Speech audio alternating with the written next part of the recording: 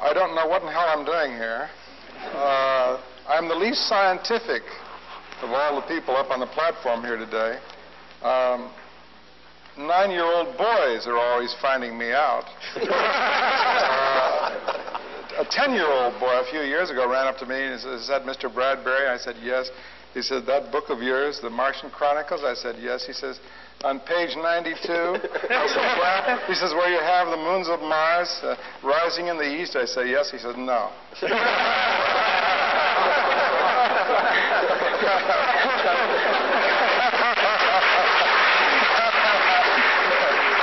So I hit him.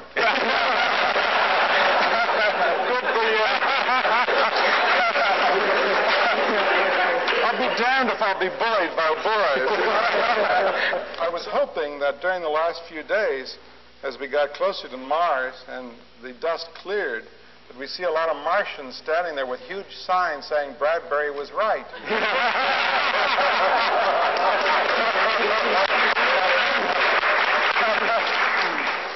Or even Clarke. And I brought along today, I'm going to keep this short because I'd much rather listen to our scientific friends here today tell us about what's coming up this week. But every time I get a group of people together and have them trapped in a hall like this, I bring a poem, see? And you can't escape me.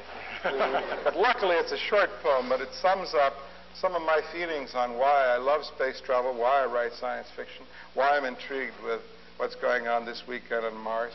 And part of this has my philosophy about space travel in it, and if you'll permit, I'll read it to you. It's very, very short.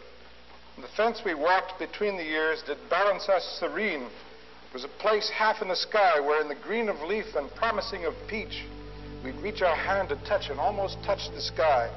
If we could reach and touch, we said, 'twould teach us not to, never to, be dead. We ached and almost touched that stuff. Our reach was never quite enough.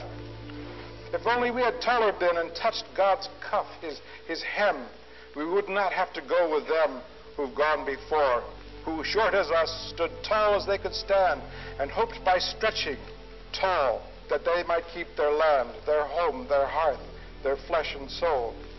But they, like us, were standing in a hole. Oh, Thomas, will a race one day stand really tall across the void, across the universe and all, and measured out with rocket fire, at last put Adam's finger forth, as on the Sistine ceiling, and God's hand come down the other way to measure man and find him good and gift him with forever's day? I work for that. Short man, large dream. I send my rockets forth between my ears, hoping an inch of good is worth a pound of years. Aching to hear a voice cry back along the universal mall, we've reached Alpha Centauri.